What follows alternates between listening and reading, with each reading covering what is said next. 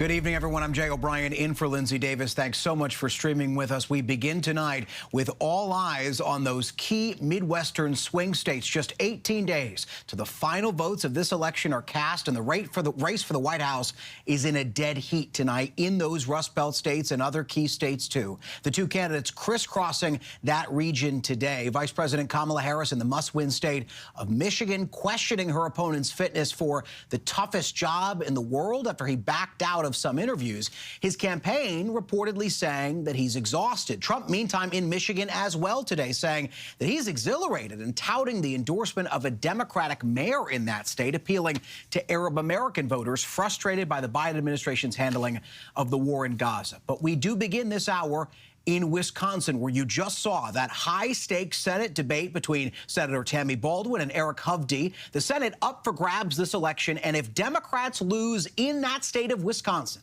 their chances of holding on to power in that chamber are practically doomed. So we want to get right to ABC's Mary Alice Parks, our White House correspondent, who has been watching this debate along with me. And Mary Alice, we just talked about the stakes of all of this, but also how close is this race at this hour between Baldwin and Hovde? Well, Jay, first I have to say a big congratulations to all of our colleagues, those affiliates out there in Wisconsin that put together such a substantive debate. Actually, I was really impressed by just the range of topics that they put to those two candidates. How important for viewers and for voters in this final stretch. I mean, look, to your question, it is a close race. The incumbent Senator Tammy Baldwin has been enjoying a bit of a lead. She's a known quantity there in Wisconsin. She's popular. She's running for her third term. You'll see there she's polling higher than Kamala Harris is in that state. Just today, Jay, I talked to the head of the Wisconsin Democratic Party, who's talked about how the state is a total toss-up in the presidential race. But Tammy Baldwin is hoping that she'll be able to keep her seat. Look, it is a tough year for Democrats, as you know, and you follow so closely.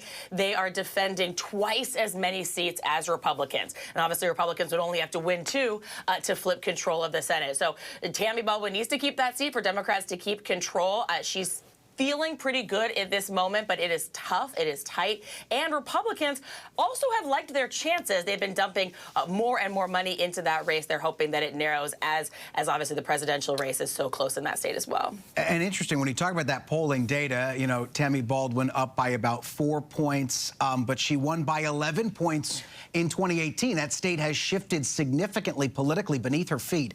But I do want to go quickly to, you just talked about Democrats' chances of holding on to the Senate. They have only that 2-seat majority now, and they've got a tough map to defend this election cycle. West Virginia, Ohio. Walk us through this map for Democrats.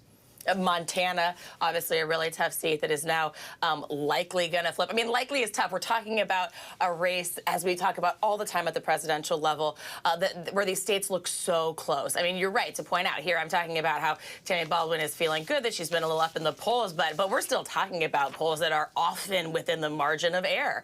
And yes, Democrats have a really tough map. I mean, Ohio, a really close race. Sherrod Brown obviously defending his seat. Montana, Jon Tester, that's a state that has trended red. Trump has obviously won by huge margins there in the past, but Democrat Jon Tester hoping to keep his seat. West Virginia tricky for Democrats, obviously with Joe Manchin stepping aside. And look, that's just the beginning. I mean, there are tough Senate races for Democrats in Arizona, in Nevada, in Pennsylvania. The list goes on. Like I said, Democrats defending twice as many seats as Republicans. So Republicans feel like they can go on offense in so many more places. They're making Democrats have to spend money, spend attention and time to try to keep that very, very slim majority. And I do think it's important just to remind our national viewers, of course, why this race in Wisconsin matters. And it's because exactly this, you know, control of the Senate. Obviously, it matters deeply to the voters there in Wisconsin. But which party controls the Senate does have implications, of course, across the country for everyone when it comes to issues of abortion policy, as you heard discussed at length there in that debate, when it comes to issues of foreign policy, not to mention budgets and spending, you know, everything that we know Washington controls and is in charge of here, Jay. Well, that's exactly where I wanted to go with you, because whoever controls the Senate could theoretically codify Roe or not codify Roe. Reproductive rights took center stage at this debate, and there was a tense moment between the two candidates on that. I want to play this sound of that moment, get your reaction on the back end. Senator Baldwin, you have passed or pushed to allow abortion to happen up to the point of delivery, where a healthy baby can be born alive and be terminated. To me, that is unconscionable. You're shaking your head, but please give, what month would you stop? Is it the 8th month? It's the 9th? Is it the 9th month? And you run these ads saying I'm against, for a national abortion ban. I am not for a national abortion ban. I never have been. The senator went on to point out there that what Hovde is describing in terms of the quote-unquote killing of healthy babies is not legal in any state in this country. But I also just want to ask very quickly, because Democrats are leaning into this issue in this election because they believe it's going to pick up support from voters. It's going to galvanize particularly women voters. How are Republicans responding to that campaign strategy from Democrats? Yeah, well, first I would say that Democrats are also leaning into this issue because I think a lot of them care very deeply about this issue. And like you said, they're running on wanting to restore a national right to abortion. But you're right, there's obviously a political advantage here they're trying to play as well. Abortion will literally be on the ballot in 10 states across the country, including some really big swing states like Nevada and Arizona and Nebraska and Florida. And Democrats really think that if voters are motivated on this issue, that it plays to their advantage. That has been the case in the past. You know, Republicans are trying to, I think, downplay any threat or any sense that they might want to push a national abortion ban. Like you heard right there, trying to talk about how they're not for that. They believe that this should be something that's decided in the states. A lot of them trying to talk about, frankly, finding compromise. But it is a tough issue for Republicans right now. Voters have responded in even pretty conservative states like Kansas, like Ohio, you know, sort of rejecting some of these more restrictive abortion policies that were put in place after the fall of Roe. Mary Alice Parks for us tonight. Mary Alice, thank you as always. I want to bring in now the CEO of GK Training, Columbia University professor and author of the forthcoming book, Don't Say Michael Chad Hepner, who's going to analyze the candidates' performance for us tonight. You've coached candidates before who have stepped onto debate stages like this.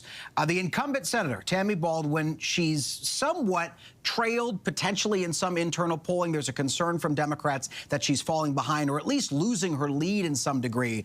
Did she do what she needed to do tonight, in your view, to try to hold on to the position that she's in this race? The answer is unequivocally yes, from my point of view, and here's why. My point of view is the point of view of delivery. So most of the time that I'm coaching folks in presidential politics or elsewhere is about delivery, meaning how you say stuff, not just what you say.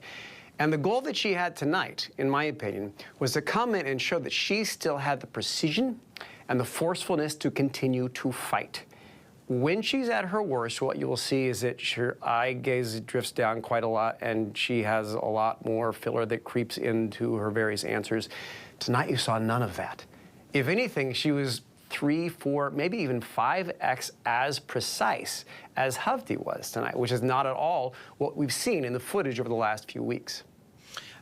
Well, firstly, I don't want you to watch any tape of me in the future, but also, secondly, when it comes to Eric Hovde, so often in these debates, we know that candidates try to manufacture a moment. And there was this moment where Eric Hovde looked like he was trying to pull out his utility bill to demonstrate to voters that he lives in that state and try to accuse the senator of essentially not spending enough time in the state that she represents. What did you make of that and any other moments in this debate tonight?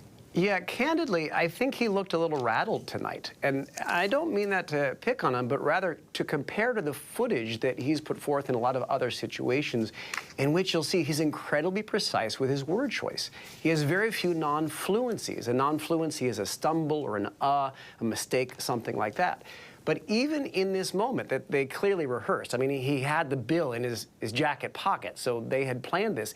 Even in that moment, which I can tell you from working behind the scenes, they rehearsed and rehearsed and rehearsed some more. Even in that moment, he got stuck on a couple words and fumbled the line. So I think some of those things may have been missteps for him tonight. Very quickly, if you're a viewer and you're watching these two spar with the sound off, as we know so many people do, although we encourage you not to, what would you take away from this debate? The biggest thing is Tammy Baldwin's eye contact. If you watch her questioning on Capitol Hill or anywhere else, you'll see when she's more unscripted at times, her gaze can stray a little bit like this tonight. No, she clearly went into this very prepared, and the entire time she was up and looking at us through the camera's lens. Hovde, on the other hand, had to bounce around over and over, wasn't quite sure where to look. A couple times even missed whether the question was intended for him or not. Tammy Baldwin, the entire time, was with us, demonstrating that she can stay focused on the people she's fighting for, i.e. the viewers. Now, I guess my question is, this is a race that's going to be won on the margins, and it's so often pocketbook issues in the economy. We know that Hovde's, part of his pitch to voters is that he's a businessman, that he's going to focus on economic issues. Did he deliver in that argument tonight, in your view? It's hard to say, because if you look at the policy positions, it was all over the map a little bit in terms of the different messaging he said before. Again, I think both candidates substantively did a decent job. But if you're looking at the sort of precision that he tackled these different categories in, I don't really think his answers on economics stood out any more than some of his answers on foreign policy, abortion, even some of the farm issues facing Wisconsin. Michael Chad Hepner, thank you so much for joining us tonight on this Friday night, breaking down that debate. We want to turn now to Republican strategist Tricia McLaughlin and Democratic strategist and former mayor of the great city of Baltimore, Maryland, Stephanie Rawlins-Blake. Thank you so much for joining us, both of you. Tricia, I do want to start with you. And Tammy Baldwin has got a lot to do tonight. She's got to hold on to what our polls show is the slim lead she has in that state, and it's a key state, and it's a state where the Trump campaign, not to mention Hovde, have spent a lot of time and resources. So I guess my question to you is, how do you think she did tonight?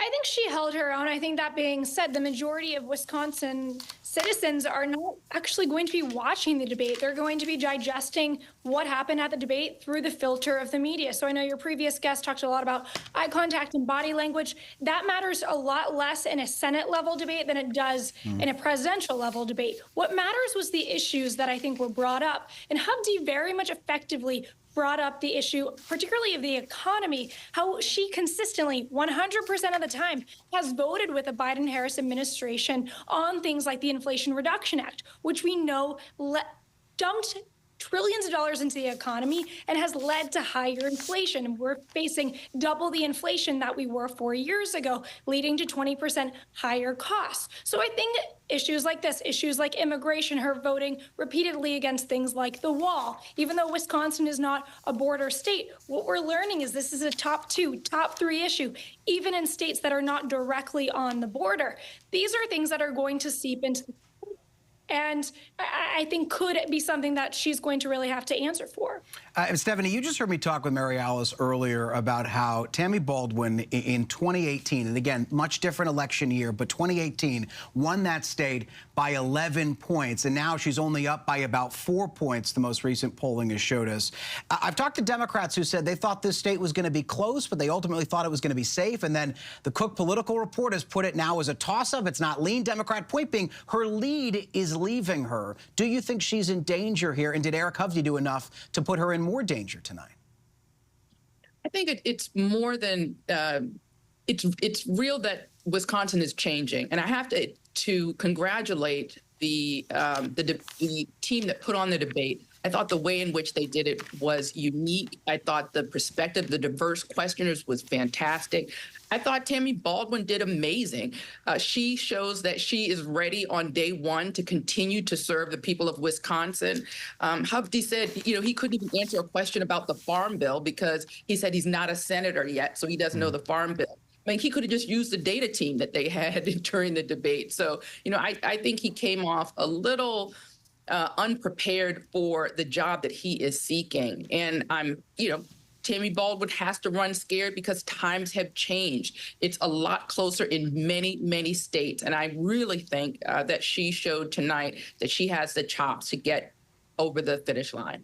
Well, very quickly, I have about 10 seconds for each of you. Tricia, we know this is a good map for Republicans. Mary Alice and I talked about it earlier. But is there a state where you were worried about Republicans' chances of holding on to or picking up a Senate seat? Previously, it was Nebraska. I think Debbie Fisher will hold on to it, though. But in this race, I think if Donald Trump wins Wisconsin by 2 or more, this is Hovde's Senate seat. Stephanie, very quickly, tough map. What are your chances of Democrats holding on to the Senate?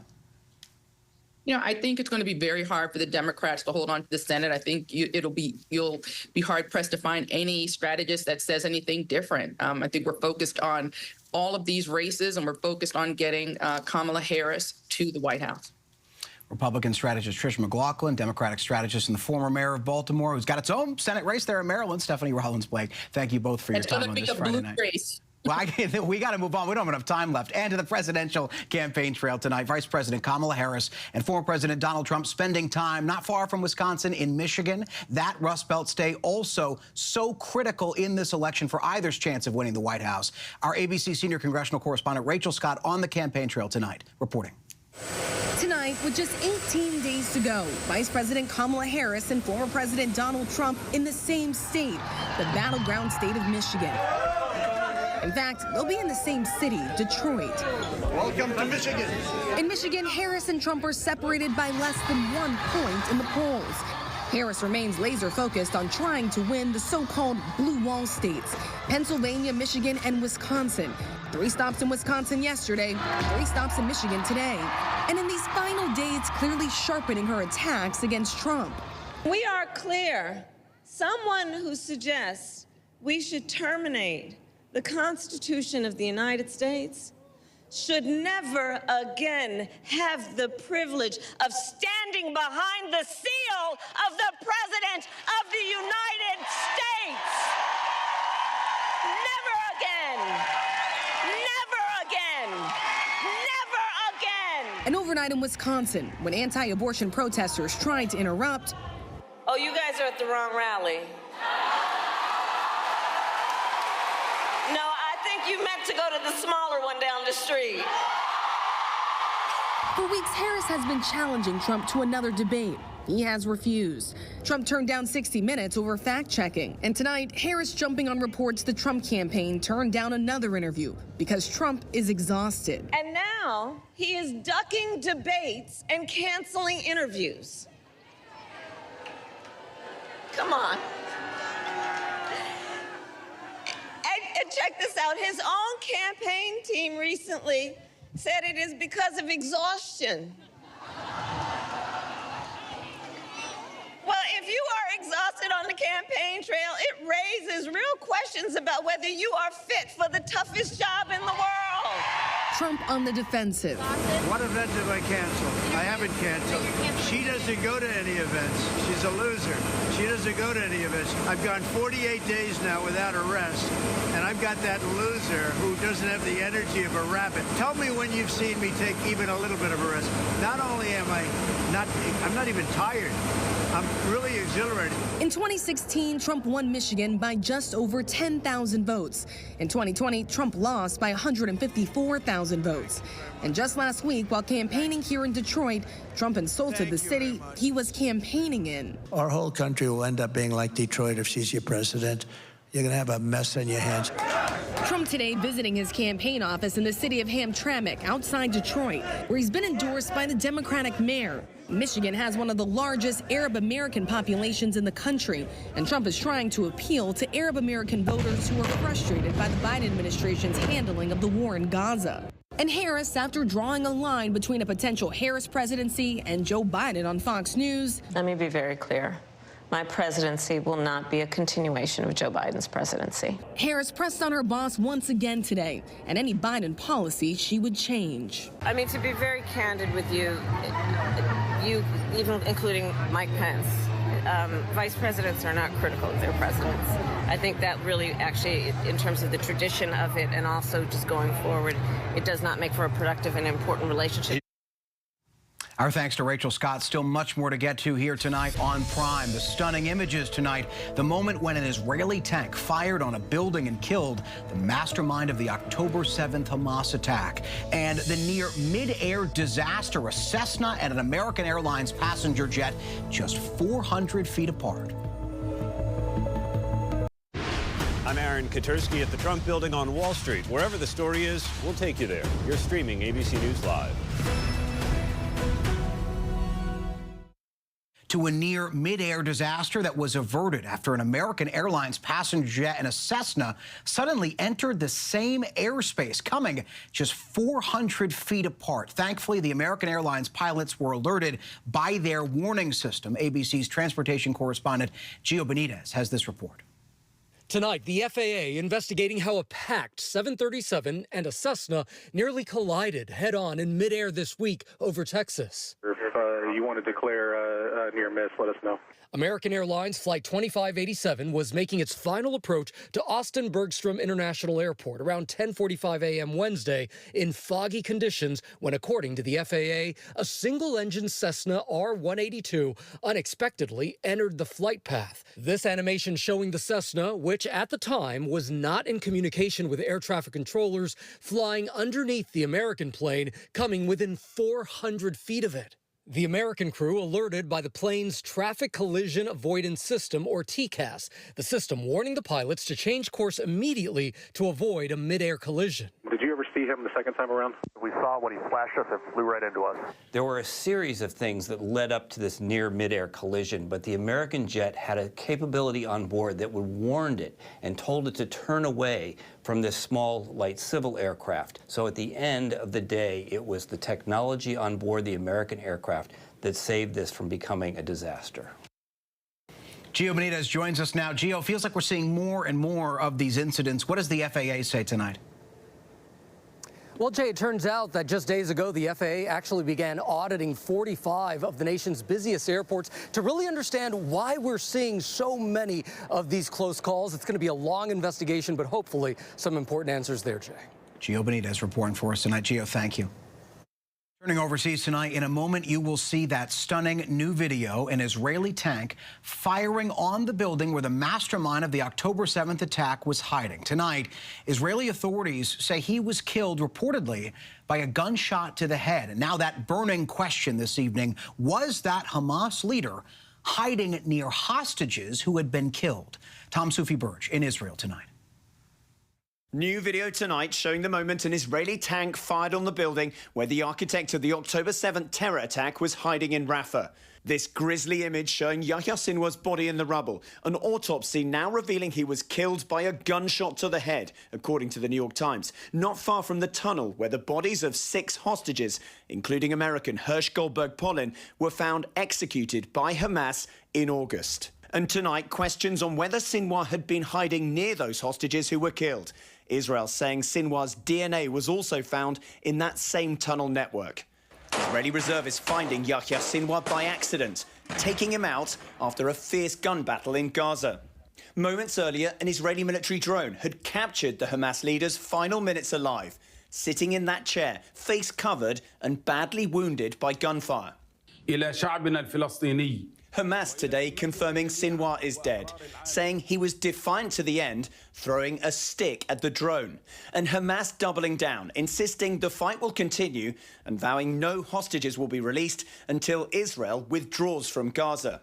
At this hour, Hamas still holding at least 97 hostages, including 7 Americans, inside Gaza. I'm doing everything I can. I just want Keith back so badly. Aviva Siegel and her husband, Keith, an American, both kidnapped by Hamas. Aviva released in November. Tonight, fearing the worst. I'm scared that maybe they will torture them or even just kill them. But President Biden today cautiously optimistic after meeting with allies in Europe. We think there's a road to peace there. It's going to be harder, it's going to be difficult, but we're all on the same page. Tom joins us now live from Tel Aviv. Tom, what else is President Biden saying tonight about the possibility of a ceasefire? Well, look, Jay, President Biden, U.S. officials, they are cautiously optimistic after Sinwar's death. I mean, they say there could now be a potential road to peace in Gaza. But look, remember, Israel is still weighing that retaliatory strike on Iran for that barrage of missiles at the beginning of the month. That retaliatory strike could have come at any moment. And look, President Biden is saying he's in the loop on what Israel's planning and when an expected attack on Iran could come. Jay? Tom, in Israel tonight. Tom, thank you.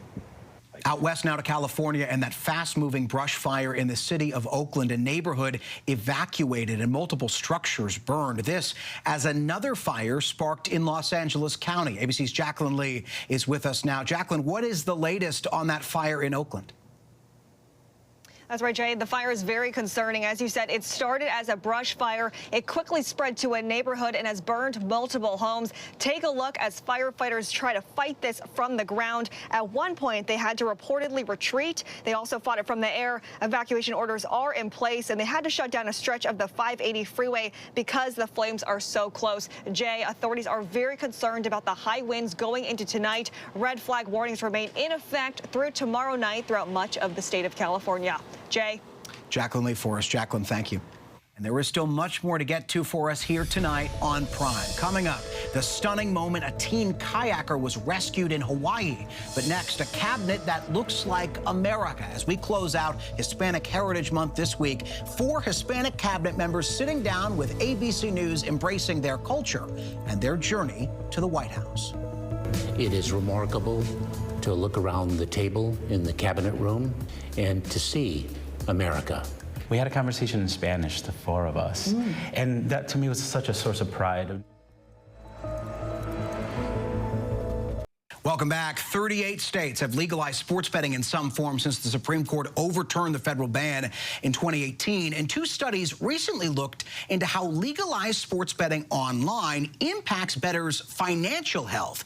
Here's what they found in tonight's By the Numbers. Americans bet $14 billion in January of this year, just a snapshot of how popular it's all become, and up from just over $1 billion spent 5 years earlier. Average credit scores dropped by a percentage point within 4 years in states that legalized online betting. Not a small figure, according to researchers who crunched the numbers at UCLA and USC. And the likelihood of someone filing for personal bankruptcy increased by more than 25% 3 to 4 years after legalization. Unpaid debts also went up by about 8% in states with online betting. And when you bet, well, that reduces the amount of money you have to invest. Net investments dropped 14% within a couple years of a state legalizing sports betting. That, according to researchers at Northwestern, Brigham Young, and the University of Kansas. And a big concern, households with lower savings spent 32% more on gambling as a share of their income than other households did. The companies behind sports gambling websites do point out that they've recently created the Responsible Online Gaming Association in order to support more responsible betting.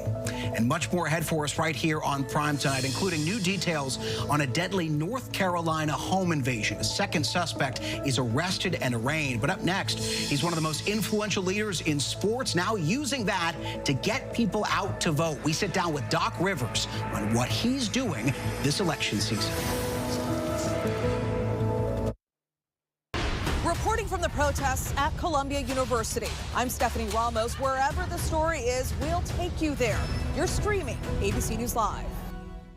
A former NFL quarterback arrested, a kayak rescue, and a judge puts an end to a voter purge. These stories and more in tonight's Rundown.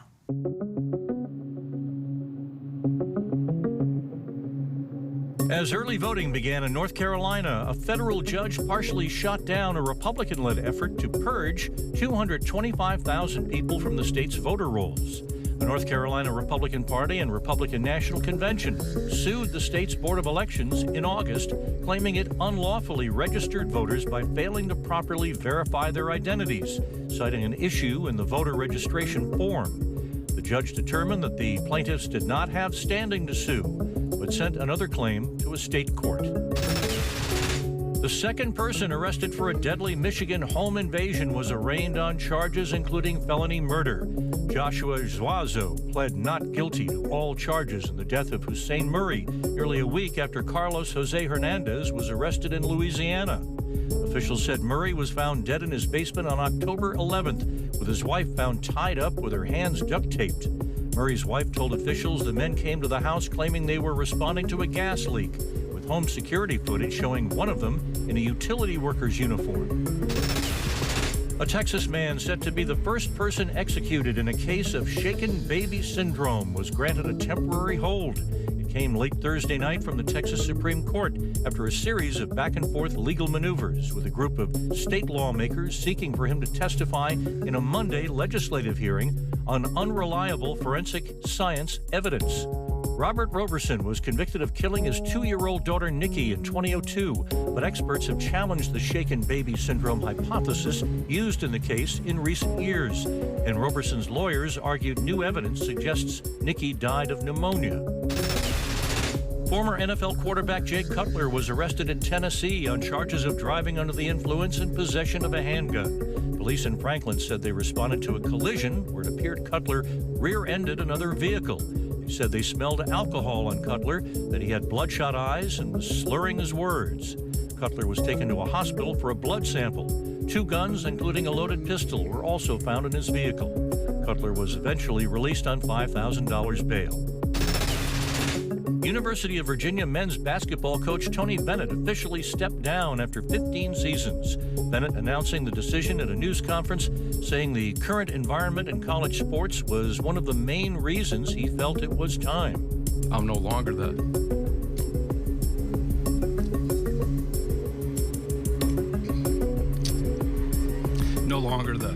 best coach to lead this program. Bennett led the Cavaliers to a national title in 2019, as well as 8 total ACC regular season and tournament titles. A 17-year-old kayaker was rescued by the Coast Guard in Hawaii after spending nearly 12 hours clinging to his kayak off of Oahu's south shore. The kayaker was separated from his high school paddling team Wednesday afternoon. He was spotted by a Coast Guard aircraft early Thursday and eventually reached by an off-duty lifeguard by boat. The teen was taken to the hospital in serious but stable condition. They are some of the most internationally decorated and celebrated musicians who have now decided to join powers again. Natalia Lafourcade and Gustavo Dudamel. The pair brought their whimsical sounds to the Hollywood Bowl. Our Alex Perez got a chance to sit down with the two for a wide-ranging discussion.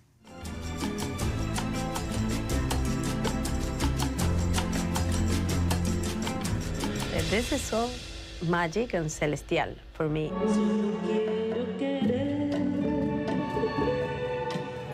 Some 22 years after her debut album, the magic of performing the stage never gets old for acclaimed singer Natalia Lafourcade.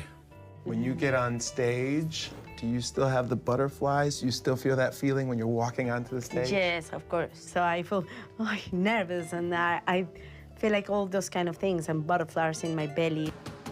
She is one of the most lauded and awarded Latin artists. Music she's the boss. I see music as a master, and it is something that I get to do, and I am so fortunate for that. 17 Latin Grammys under her belt, making her the most awarded female artist in the history of the Latin Recording Academy. Oh, and 4 Grammys, too. And I love the fact that what I love makes so many people so happy. The emotions and excitement on this day at the historic Hollywood Bowl in L.A. Taking the stage for 2 sold-out performances accompanied by the L.A. Philharmonic and its superstar conductor, Gustavo Dudamel.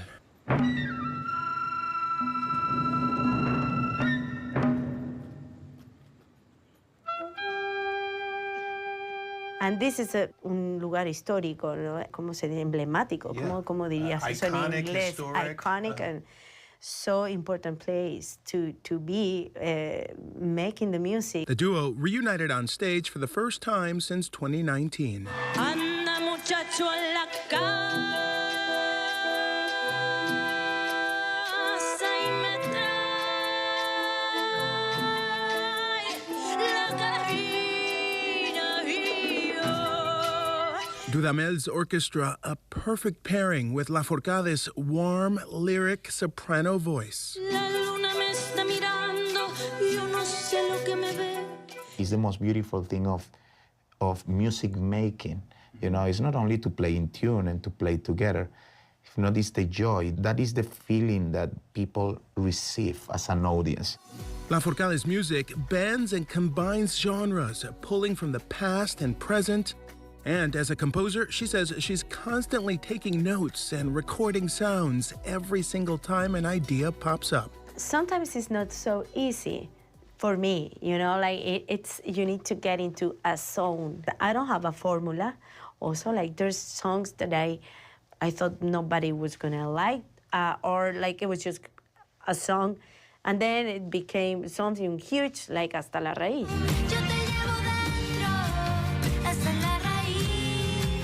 Released in 2015, Hasta la Raíz is still one of her most popular and most played hits. I never imagined how people were going to take those songs for their lives, and it was going to be so special. ¿Cuál es tu raíz cuando cantas esa canción? What do you think about when you're singing that song? Now I think it's many things. It means my parents, my family, my culture, my roots. But it is also the stage, which for me is my other place to be able to give what I love the most and what I believe has become something that is good for people and for life and for this world.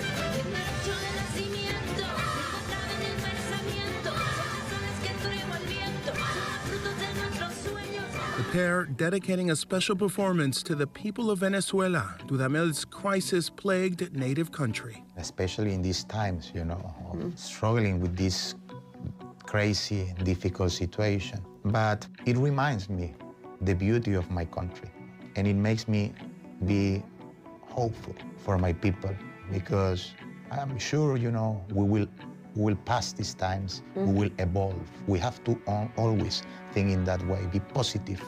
Even in crisis, you know, try to make things work. But this is a way to say we love Venezuela, we love all Latin America, we love all the world. Quiero agradecer muchísimo, Gustavo. Together, on a stage like this, their connection is key. ¿Y si volteas a mirarlo a él cuando están ahí arriba? Sí, nos estamos mirando, hay entradas, tenemos que estar siempre conectados ahí.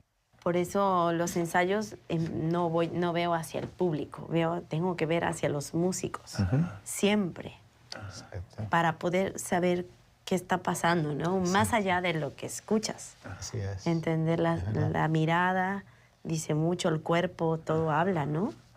Es un lenguaje muy profundo.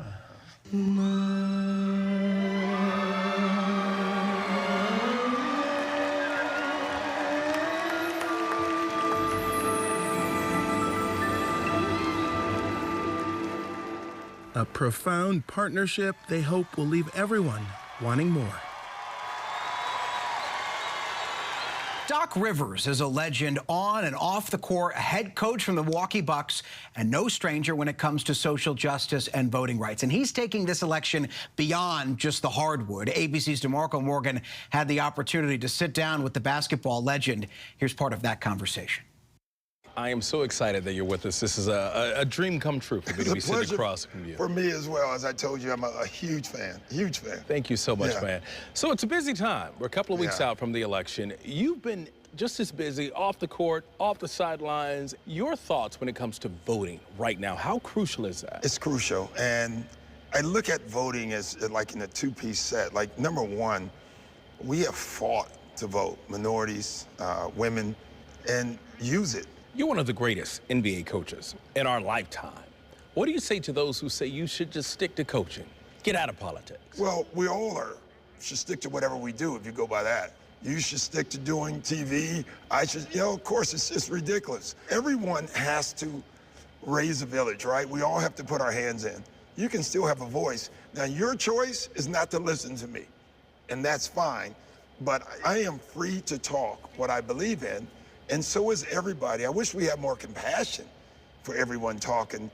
It was just last week that former President Barack Obama had a message for black men when it comes to voting, and he said it's unacceptable to sit this one out. Your thoughts about that? I agree 100% with President Obama. But there are black men who are out there that feel hopeless. They don't believe a vote helps them in either way, and I'm here to tell them they're wrong. But how much of that do you think, you know, depends on the fact that Harris is a woman? Oh, it's big. There's people who will not vote for Kamala Harris only because she's a woman. She would be the most qualified person in the history of our election. She's already worked for all three branches. We're here in Milwaukee because the state of Wisconsin is a battleground state. Yeah. You look at the GOP, who hosted the RNC here. Yeah. This is one of Harris's first stop when she was moved up to the ticket. Good evening, Milwaukee! Your thoughts on the crucial time for Wisconsin voters who could decide the next president? Yeah, just think Wisconsin could be the most powerful state in the union. You know, you can look at it that way. I think this state is ready for that. You've been in the game. You're a legend. We all know you. Does it still bother you that we are as divided as ever now? Yeah, it hurts me. It's probably why I am so involved in this election, because our country should be coming together. And I felt like we were, and now we're not. We're all immigrants who live in this country. It's not right to typecast them as bad people. We got to get to the decency, we got to get to honesty, and we got to get to working together. If America looked at themselves as a basketball team, they wouldn't be winning right now because they're not together. Those who are still on the fence. Wisconsin has a huge independent population. Yes. They're just going to vote for who they think is the right person. That's what I think is so unique about Wisconsin. A lot of the places that are swing states, it's not because a lot of independent voters. There's a lot of voters who just haven't made up their mind which way they're going. And I got a feeling you're not going anywhere anytime soon. I'm not going anywhere. I'm going to keep speaking, and I hope I'm speaking the truth.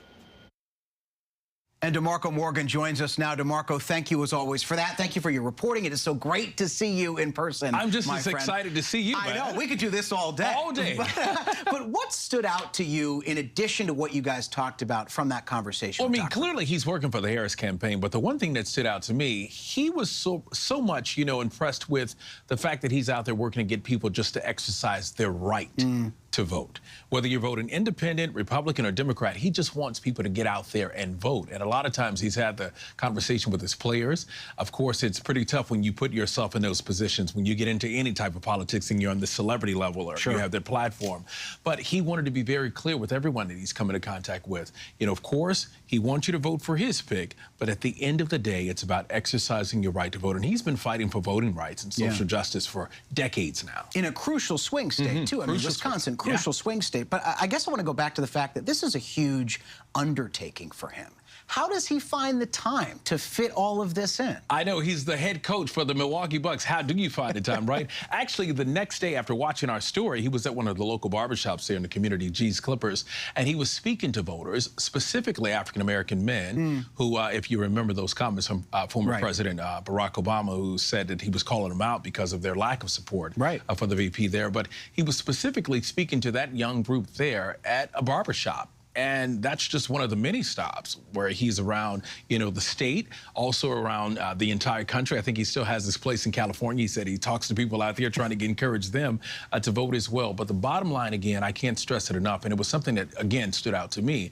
Even though he is working with the Harris campaign, the bottom line is he wants people to get out there and vote. He calls it the most crucial election of our lifetime. DeMarco Morgan, my friend, so good to see you as always. Good to be here. Absolute pleasure. Thank you. Thank you. That's our show for this hour. I'm Jay O'Brien in for Linsey Davis. Stay tuned to ABC News Live for more news, context, and analysis of the day's top stories. Thanks for streaming with us.